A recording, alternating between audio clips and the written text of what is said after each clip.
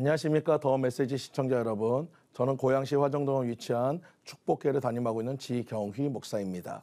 오늘 본문의 말씀이 시편 42편 11절 말씀. 내 영혼아 내가 어찌하여 낭망하며 어찌하여 내 속에서 불안하여 하는가. 너는 하나님을 바라라. 나는 내 얼굴에 도우시는 내 하나님을 오히려 찬송하리로다. 오늘 본문의 말씀을 중심으로 소망 하나님을 바라라는 제목으로 같이 은혜를 나누고자 합니다. 우리는 삶을 살아갈 때 우리가 의지하던 많은 것들이 무너질 때가 있습니다. 고난의 상징 욥처럼 그가 자랑하던 자식들을 한날에 잃어버리고 많은 재산과 아내 그리고 건강까지 모두 잃어버린 그런 상황이라면 우리 머릿속에 떠오르는 단어는 절망이라는 단어밖에 없습니다.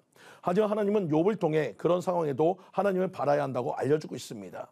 욥기서 23장 10절 말씀처럼 그가 나를 단련하신 후에는 내가 정금같이 나으리라. 우리의 믿음의 판단은 고난 가운데 누구를 바라보는가입니다. 아무리 어렵고 힘들어도 주님을 바라보시는 성도님들 되시기를 간절히 축원드립니다. 그리고 주님을 바라볼 때 절망이 소망이 됩니다. 그래서 소망은 불안과 낙심이 올 때 하나님께서 도와주신다는 약속을 믿자는 것이 소망입니다.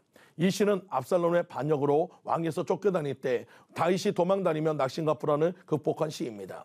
시편 저자인 다윗은 낙심과 불안의 원인을 세 가지로 얘기합니다. 첫 번째는 사람 압살롬입니다. 믿었던 아들의 배신만큼 다윗에게 아픔을 주는 것은 없습니다. 바로 42편 4절 말씀에 내가 전에 성의를 지키는 무리와 동행하여 기쁨과 찬송의 소리를 바라며 저희를 하나님의 집으로 인도하였더니 이제 이 일을 기억하고 내 마음이 상하는도다. 아들과의 추억이 즐거웠던 기억들이 그의 마음을 더 괴롭히는 원인이 되고 있음을 노래하고 있습니다.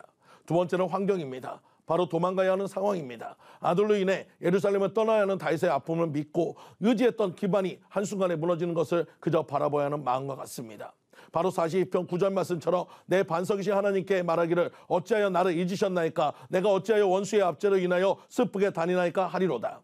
사랑하던 사람들을 떠나고 정든 곳을 떠나야 하는 다윗의 마음은 고통과 슬픔이와 아픔입니다. 세 번째는 말입니다. 내 하나님이 어디 있느냐.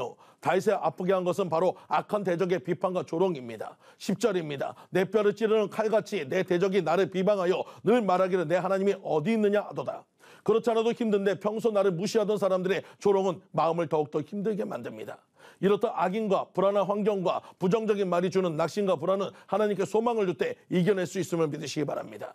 바로 오늘 본문의 말씀 내 영혼아 내가 어찌하여 낭망하며 어찌하여 내 속에서 불안하여 하는고 너는 하나님을 바라라. 나는 내 얼굴을 도우시는 내 하나님을 오히려 찬송하리로다. 우리는 흔히 내 하나님이 어디 있느냐 할 때 우리는 절망 가운데 소망이신 하나님을 만나야 합니다. 아무리 어려워도 우리는 하나님이 계심으로 살아갈 수 있습니다. 19세기 영국의 화가 제임스 와트가 그린 소망이라는 유명한 그림이 있습니다. 언젠가 오바마 대통령도 자신의 삶이 가장 어두울 때에 가끔 보면서 힘과 위안을 받은 그림이라고 했습니다.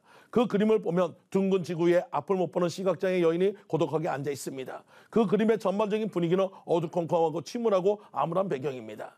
이 명화의 내용을 보면 지구가 있는데 그 지구에 남루하게 옷 입은 어떤 소녀가 앉아 있습니다. 그리고 그 소녀가 거기서 빛발을 켜고 있습니다. 그런데 그 빛발줄을 가만히 보면 줄들이 가닥가닥 끊어져 있습니다. 그리고 오직 하나의 줄만 남아 있습니다. 이 여인은 그 하나밖에 없는 빛발줄을 가지고 열심히 빛발을 켜고 있는 것입니다. 그것이 소망이라는 명화입니다. 세계적으로 유명한 명화입니다. 그렇습니다. 때로는 살다 보면 우리가 그토록 믿었던 세상의 인맥의 줄이 끊어지고 금맥의 줄이 끊어지고 또 내놓으라 하는 나 자신의 학연, 지연 등의 줄과 그동안 맺었던 사람들과의 관계도 끊어져 배신당하고 나 혼자만 남은 것 같은 지경에 이를 때가 있습니다. 그러나 우리가 그때 기억해야 하는 것은 끊어진 줄들이 아니라 바로 하나 남은 줄이라고 이것을 붙잡고 일어나야 한다는 것입니다. 왜냐하면 그 남은 한 줄은 바로 전능하신 하나님과 내가 교통할 수 있는 한 가닥 소망, 희망의 줄이기 때문입니다.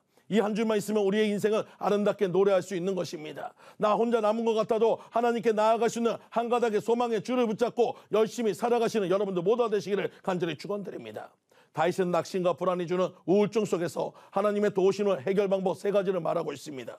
첫째는 하나님께 찬송을 드릴 때 주시는 은혜와 영적인 능력으로 낙심과 불안이 주는 우울증을 극복할 수 있다는 것입니다. 너무 힘들어 기도가 안 될 때 찬송하면 주님의 위로하심을 얻을 수 있습니다.